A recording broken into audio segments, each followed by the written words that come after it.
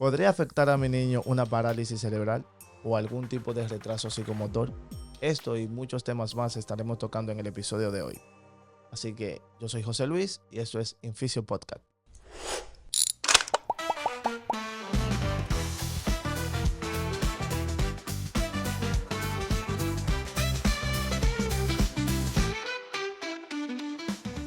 Y para tocar estos temas tan interesantes en el episodio de hoy, tenemos con nosotros a la doctora Glenny Carela. Hola, hola. ¿Cómo estás? ¿Todo bien? Un placer para mí estar aquí contigo. Qué bueno, un placer para nosotros tenerte aquí.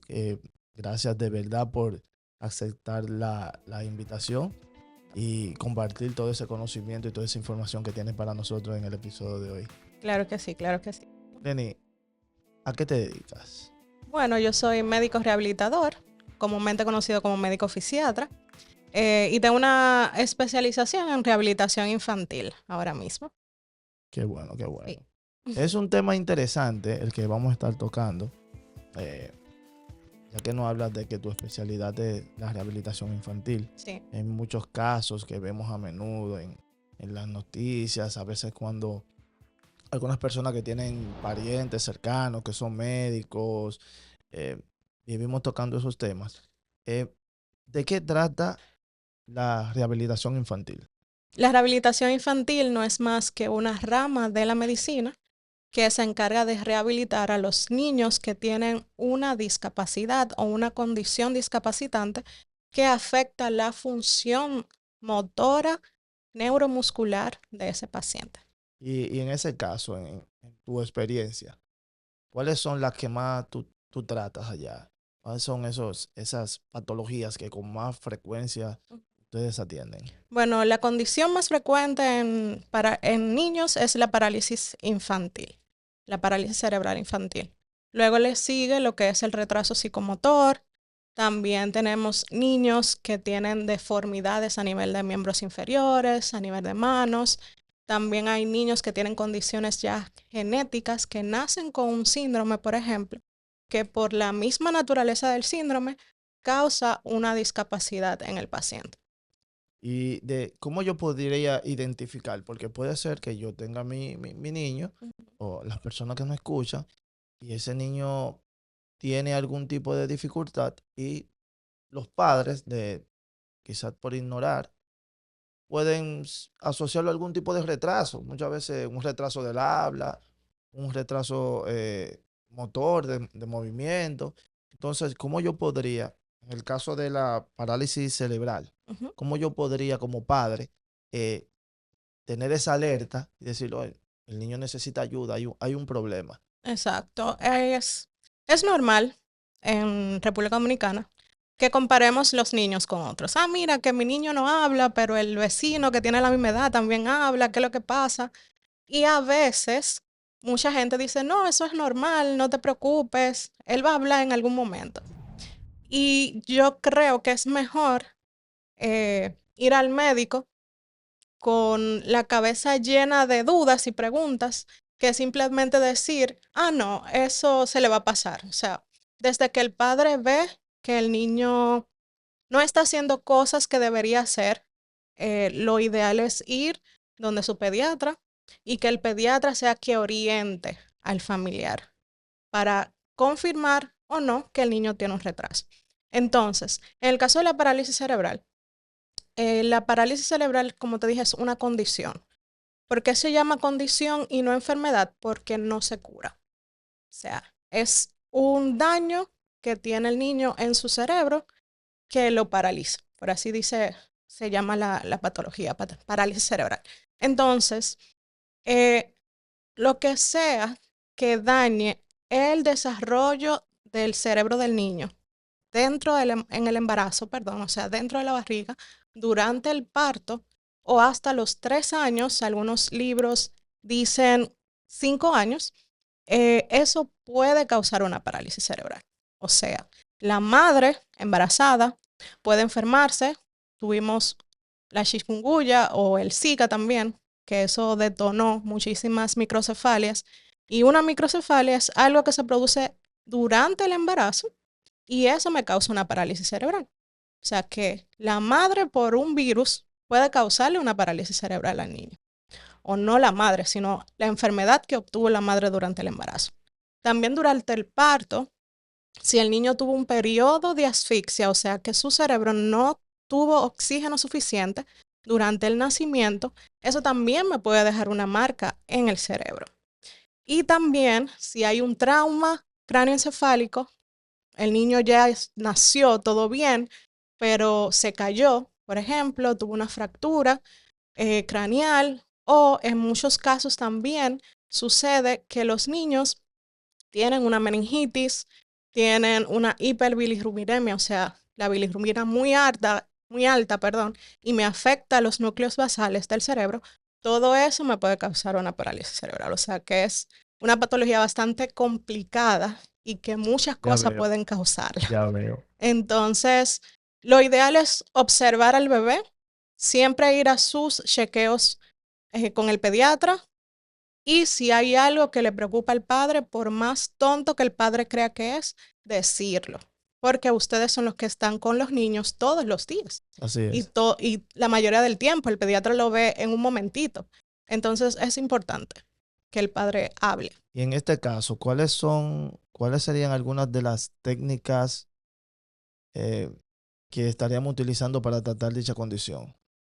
En la parálisis cerebral depende de la edad a la que llega el paciente. Si tenemos un niño con asfixia, que lo recibimos desde meses, lo ideal es comenzar con intervención temprana. Ahí se le va a dar todas las técnicas terapéuticas que necesita ese bebé para entonces aprovechar la neuroplasticidad de ese cerebro y evitar que haya una consecuencia o un daño muy severo a medida que él crezca. Ya sé que es muy importante en primera instancia este, contar con ese diagnóstico a tiempo. Sí, sí, es muy importante. No se le coloca temprano al niño. O sea, para yo decir que el niño tiene parálisis cerebral, desde que nació, tiene que tener una malformación o una historia de la madre muy clara. Pero muchas veces, por ejemplo, si tiene una asfixia perinatal, por tener la asfixia, yo no puedo decir que tiene una parálisis. No, yo tengo que esperar que el niño se desarrolle y que llegue a cumplir esos hitos del desarrollo. Y luego, entonces, dependiendo del examen físico, sí se puede determinar el examen físico y una imagen, ya sea una resonancia o una tomografía cerebral. Sí, pero en el caso de un retraso psicomotor, entonces sí, sería muy, muy importante un diagnóstico temprano, porque entendemos que mediante a ese diagnóstico, entonces ustedes iniciarían con la parte que le corresponde. Exacto. En el caso de un retraso Ujú. psicomotor, eh, ¿podrían mencionarnos algunas de las técnicas que usan en ese tipo de pacientes? Sí, igual utilizamos la intervención temprana, utilizamos también la terapia ocupacional, que muy poca gente la conoce. Utilizamos también la terapia física y en ciertas medidas, dependiendo de la edad del paciente, se usa también terapia del habla. También hay una técnica que debe de usarse, que se ha comprobado que funciona muchísimo, que es la hidroterapia, pero aquí en el país hay muy pocos lugares que Sí, la dan hay todavía. pocos lugares. Sí, Tengo un colega que sí trabaja esa parte. Él estuvo por aquí con nosotros en episodios anteriores hay que y llevar. nos hizo mención de que, de que estaban enfocados y que estaban trabajando esa parte. En el caso de diagnosticar una patología, ¿hay alguna diferencia en hacerlo a un niño y a una persona adulta? Sí, claro que sí. ¿Cuáles serían? La persona adulta ya está desarrollada. Su cerebro ya está formado. Él aprendió cosas. Por ejemplo, una persona que tiene un evento vasculocerebral o un derrame. Ya, Es entiendan. una persona adulta que sabe escribir, sabe leer, sabe caminar, sabe hacer cosas, tenía probablemente un trabajo, un oficio. Y solo tienes que volver a enseñarle a esa persona lo que ya sabía. En cambio, con un niño, es totalmente de cero. O sea, un niño Excelente. no sabe nada. Claro. Entonces, aunque eso me da cierta ventaja en cuanto a la neuroplasticidad del cerebro del bebé, tú lo puedes moldear o puedes trabajarlo para que parte del cerebro se adapte y puedan hacer ciertos movimientos, ciertas cosas, pero en el cerebro del adulto ya esa neuroplasticidad está más disminuida.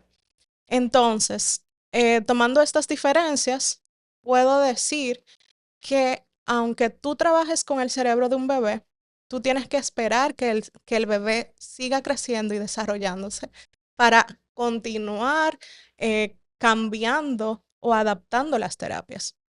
Porque cuando él va creciendo es que tú ves, por ejemplo, que no es tan diestro para agarrar el lápiz. Así. Pero eso tú no lo sabías 2 años atrás. Entonces ahora sí tienes que comenzar a trabajar esa Entiéndase parte. que la terapia va evolucionando Sí, con el niño. según la necesidad del niño en el momento que le esté tomando. Y creo que Sí. también se maneja así con el adulto. Ujú. En el adulto también la terapia van evolucionando. Sí, claro. Dependiendo la mejora que ese paciente en un momento vaya presentando, entonces uno va haciendo los Los cambios. ajustes que sean necesarios. En el caso que tú tocabas de una persona que haya pasado un derrame, eh, lo primero que uno quiere es que se mueva, Ujú. que tenga, que inicie con ese proceso de sensibilidad y eso. Y ya a medida de que el cuerpo va respondiendo, entonces empiezan ya unos ejercicios de movilidad, luego ejercicios de fortalecimiento. Ujú. Entiendo que con los niños también pasan cosas muy similares. Sí, lo único que el niño,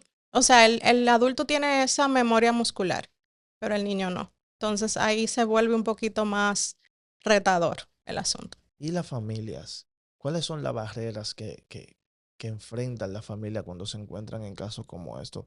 En el caso de un niño específicamente, que es de lo que Ujú. hablamos El en día de hoy. este momento. Bueno, hay muchas barreras para la familia. La barrera número uno es la aceptación. A veces, como te decía ahorita, los padres no quieren ver que el niño tiene algún tipo de retraso o que no hace ciertas cosas que debería estar haciendo. Y mientras más tarde el padre en aceptar que hay algo que no está bien con su niño, más va a tardar ese niño en recibir las ayudas necesarias. Entonces también la rehabilitación infantil es un tema poco conocido. Se conoce más la rehabilitación del adulto y no se conoce tanto tampoco. Entonces eso también, la falta de educación de la población, incluso de los mismos médicos, porque hay muchos médicos que no conocen lo que es la rehabilitación y más la rehabilitación infantil, entonces eso hace que el tratamiento a ese niño se tarde muchísimo tiempo. Hay pocos centros de rehabilitación infantil o especializados en rehabilitación infantil, porque hay centros de rehabilitación Sí.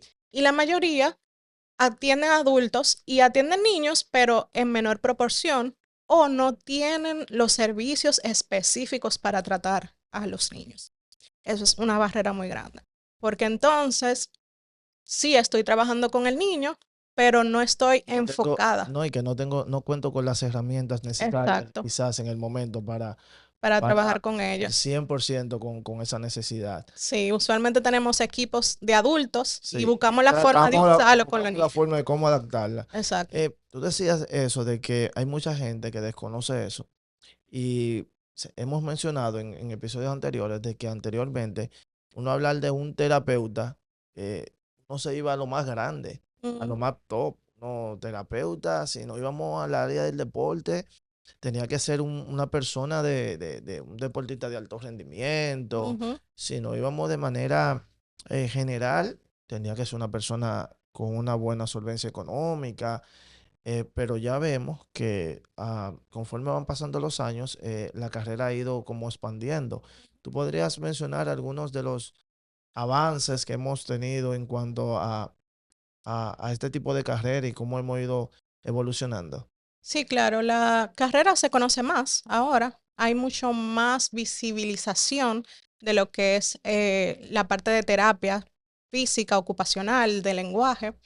También hay más visibilización en cuanto a los profesionales, o sea, los terapeutas, los médicos que también trabajan en esa área. La medicina deportiva también ha aumentado muchísimo la visibilidad y he visto que hay personas que se han interesado sinceramente por esta rama porque entienden la importancia de la función del cuerpo. O sea, no es lo mismo que, ok, yo tuve una fractura, por ejemplo, de fémur, me operaron, chévere, pero ahora no puedo caminar. ¿Qué hago?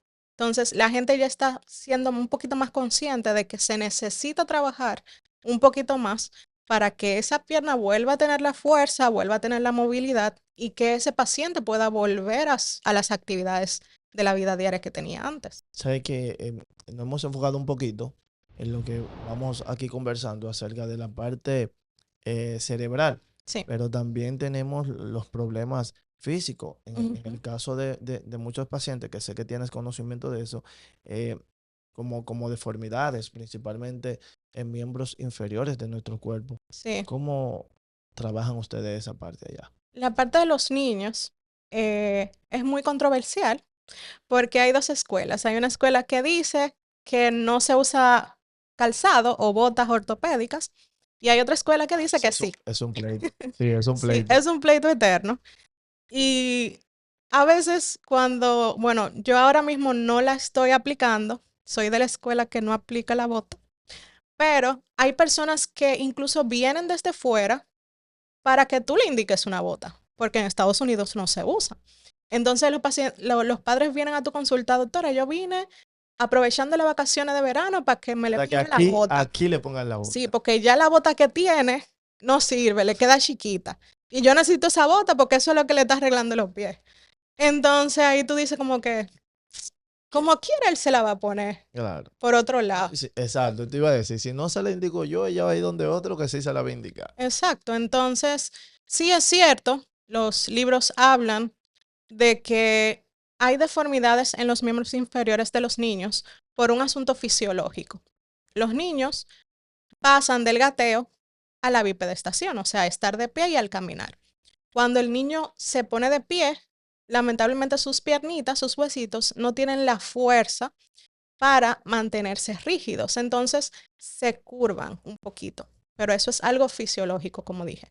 Ya cuando el niño va mejorando la marcha o madurándola, esas piernitas vuelven otra vez y recuperan su forma. Ahora bien, hay enfermedades como es la enfermedad de Blount, que sí hay una deformidad en el hueso y para eso tú tienes que ir al médico. O sea, no es que estoy diciendo aquí, ah, no, la doctora dijo que si él tiene la pierna abierta, eso no es nada, eso se va a mejorar. Eso se No, soluciona. tienen que ir a consulta para confirmar que sí sea Salte fisiológico, ese lío. que sí sea Salte ese lío. fisiológico y No nos no que dejes sea ese lío otra a cosa. nosotros. Pero sí, es necesario evaluar que sea realmente fisiológico y que no sea una deformidad congénita tanto de fémur, de tibia o del pie incluso, que esté causando esa deformidad. Así que no se puedan inventar y vayan al médico. Como tú, como tú decías anteriormente, que a veces nos gusta comparar mucho el hecho de que mi niño sí hace aquello o no hace, Ujú. y el niño del vecino sí hace o no hace. ¿Qué tan fundamental es el papel de los padres en el diagnóstico a tiempo y en el seguimiento ya ha iniciado el proceso de terapia para el niño? Como te decía anteriormente, si el padre tarda en reconocer, el niño va a tardar en ir a las terapias. Entonces, es un asunto de educación también. Si el padre ya va a mi consulta, yo tengo que educar al padre, tomarme esos minutos de más que quizás algunos médicos tienen contabilizados y decirle al padre, mire padre, aunque usted esté viendo que ese niño está bien, en el caso de la asfixia perinatal, por ejemplo, que son niños que tuvieron ese episodio, pero no pasó nada, el niño no convulsionó, el niño se mueve, el niño hace todo lo que un niño debería de estar haciendo. Y el padre dice como que, pero el niño está bien, ¿para qué yo lo voy a traer a intervención temprana si mi niño está bien? No, no debemos de hacer eso. ¿Por qué? Porque como dije ahorita, el cerebro del niño está en desarrollo y en cualquier momento, Dios no quiera, puede tener un episodio, ya sea una convulsión o puede presentar un retraso que el padre no tendrá ese ojo clínico para identificarlo. Entonces, por eso es necesario que sigan las pautas que le dan su médico. Sabes que en,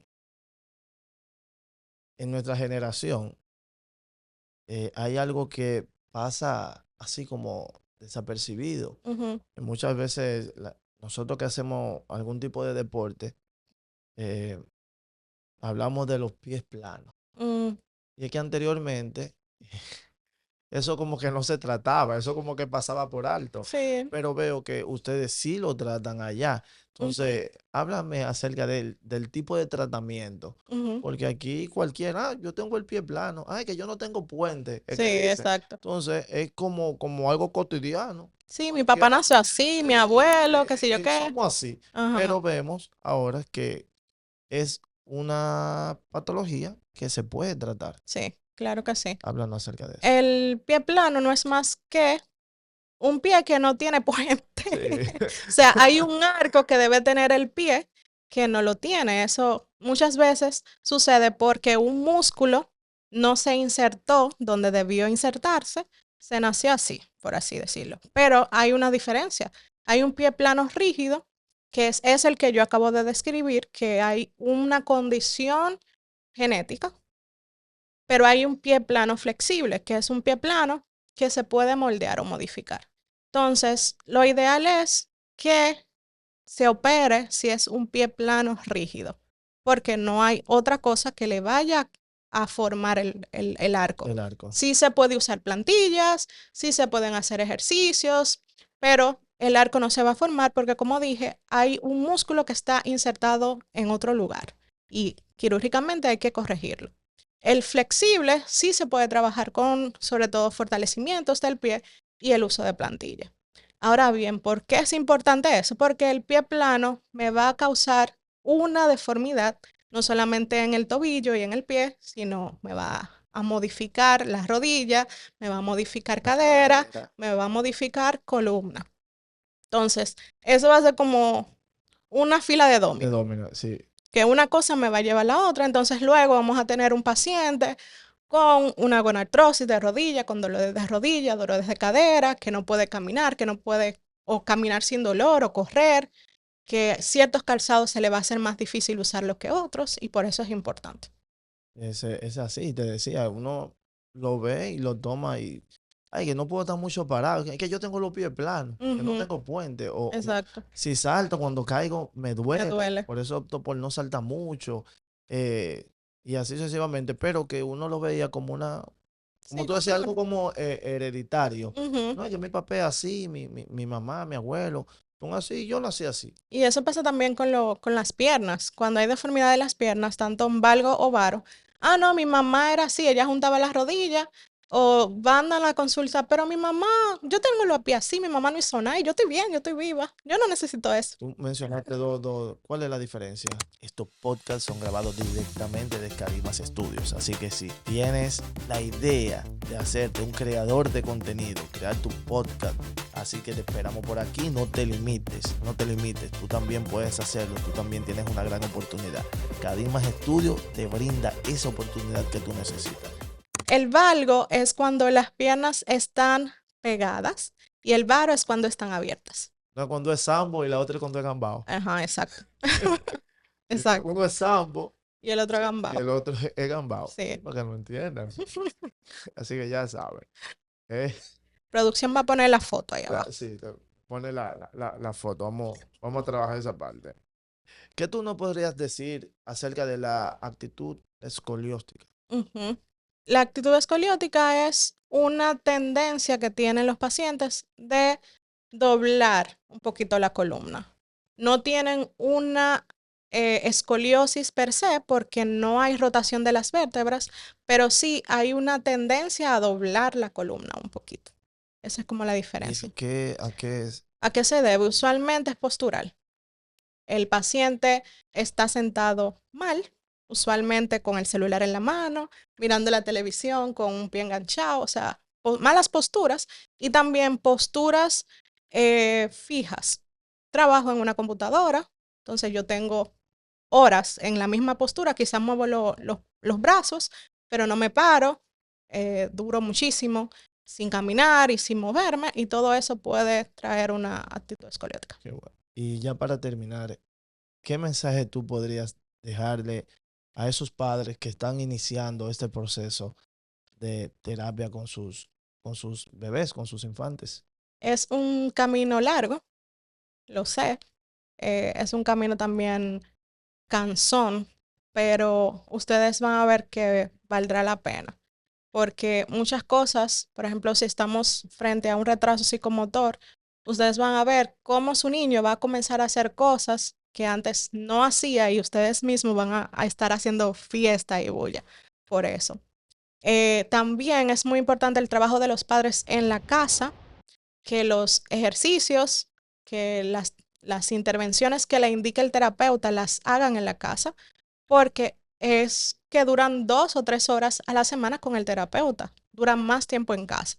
Entonces, recordarles que es un trabajo de ambas partes. Así No es es. solamente en la terapia, sino también en la casa. Es un tema que también tenemos con los adultos. Si es Ujú, que tú estás conmigo exacto. una hora, cuando mucho, 1 hora, 15 minutos, pero luego tienes 23 Ujú, sin yo exacto. estar ahí al lado tuyo. Entonces, si no cumples con esas indicaciones que normalmente nosotros dejamos para que se le dé continuidad Ujú, al paciente, para luego cuando esté con nosotros nuevamente, en caso de que sean 24 horas, exacto. que muchas veces son más, para que Sí. cuando esté con nosotros nuevamente, entonces eh, no sea como iniciar desde cero nuevamente. Ujú.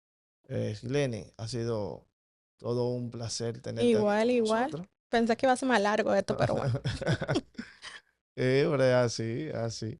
De verdad, esperamos que haya sido agradable estar aquí con nosotros. Para nosotros sí lo es. Sí, sí, De lo fue. verdad, no, no, nos encantó tenerte aquí con nosotros y esperamos que nos acompañe en otro En momento. otra oportunidad, claro Las que sí. puertas están abiertas. Gracias, gracias. Gracias a ti.